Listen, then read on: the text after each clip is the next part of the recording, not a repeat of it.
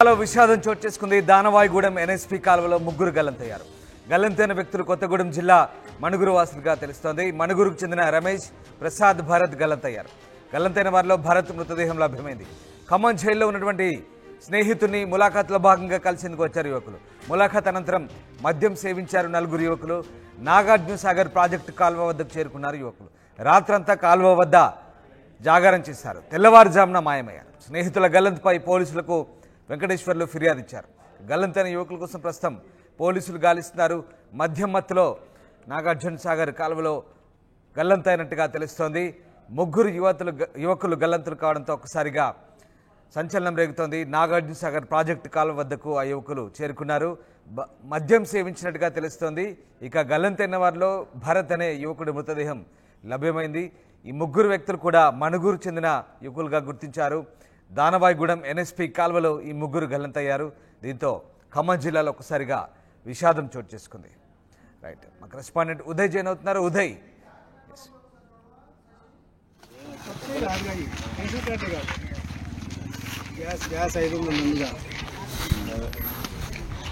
ఇతర పోసుకోకుండా ఇంకోటి చేయకుండా శవాన్ని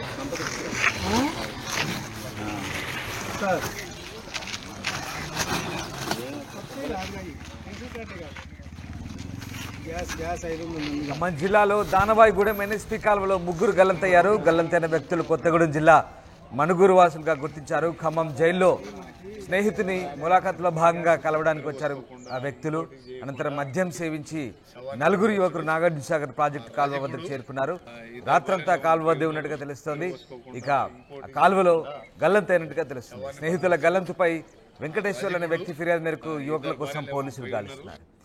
ఉదయ్ జైన్ అవుతున్నారు. ఉదయ్, ఒకసారిగా ముగ్గురు యువకులు గల్లంతైన ఘటన ప్రస్తుతం కలకలం రేపుతోంది. ఏం జరిగింది?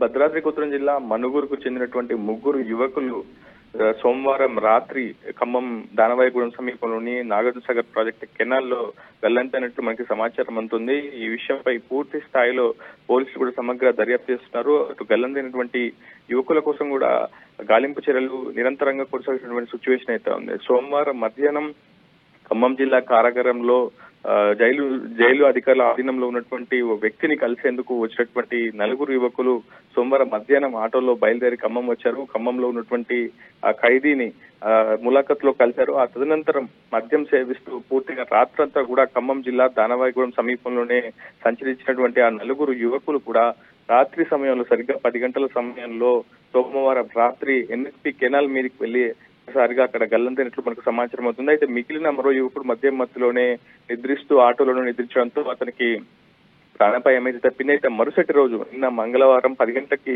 అటు నిద్రమత్తు నుంచి కోలుకున్నటువంటి వెంకటేశ్వర్లు అనే యువకుడు ఈ విషయంపై పూర్తి స్థాయిలో ఆరా తీశాడు. తన సహచరులు స్నేహితులు కనిపించకపోవడంతో ఎన్ఎస్పీ కాలువ వద్దకు వెతికెళ్ళక అక్కడ ఉన్నటువంటి తన సహచరులు స్నేహితుల యొక్క దుస్తులు కనిపించడంతో కుటుంబ సభ్యులకు సమాచారం ఇచ్చాడు.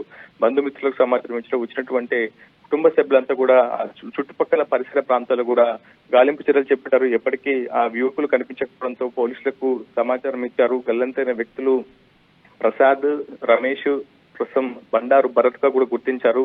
ప్రస్తుతం నిన్న ఉదయం నుంచి కూడా పోలీసులు చేసినటువంటి గాలింపు చర్యల్లో బండారు భరత్ అనే యువకుడి మృతదేహం అయితే లభ్యమైంది. మరొక ఇద్దరు ఆచూకీ అయితే ఇంకా లభించలేదు. నిన్న రాత్రి వరకు కూడా గాలింపు చర్యలు కొనసాగించారు. నేను రాత్రి కావడంతో మళ్ళీ ఈ రోజు మరుసటి రోజుకు మళ్ళీ గాలింపు చర్యలు కొనసాగిస్తామని ఖమ్మం ఏసీపీ రమణమూర్తి తెలిపారు. ఇదంతా కూడా నలుగురు యువకులు కూడా ఆటోలో సోమవారం మణుగూరు నుంచి ఖమ్మం జిల్లా కారాగారానికి వచ్చి ములాఖత్లో ఒక భాగంగా తన స్నేహితుడిని కలిసేందుకు వచ్చారు. ఆ తర్వాత మద్యం మత్తులోనే ఇలాంటి ప్రమాదం చోటు చేసుకుని అయితే పోలీసులు చెప్తున్నారు.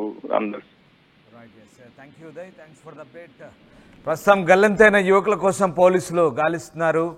నలుగురు స్నేహితులు ములాఖత్లో భాగంగా ఖమ్మం జైల్లో ఉన్నటువంటి ఓ ఫ్రెండ్ని కలవడానికి వచ్చారు. అనంతరం మద్యం సేవించారు. నాగార్జున సాగర్ ప్రాజెక్టు కాల్వ దగ్గరకు చేరుకున్నారు. రాత్రంతా కూడా అక్కడే ఉన్నట్టుగా తెలుస్తుంది. తెల్లవారుజామున అందులో ముగ్గురు గల్లంతు కావడంతో ఒకసారిగా 4వ వ్యక్తి పోలీసులకు ఫిర్యాదు చేయడంతో ప్రస్తుతం గాలింపు చర్య కొనసాగుతున్నాయి. ముగ్గురు యువకుల్లో ఒక వ్యక్తి మృతదేహం లభించినట్టుగా తెలుస్తోంది. మిగతా గల్లంతైన వారి కోసం ప్రస్తుతం గాలింపు చర్యలు కొనసాగుతున్నాయి.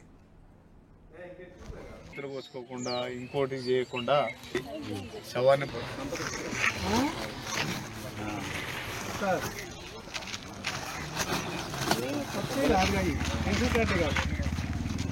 గ్యాస్ 500 ముందుగా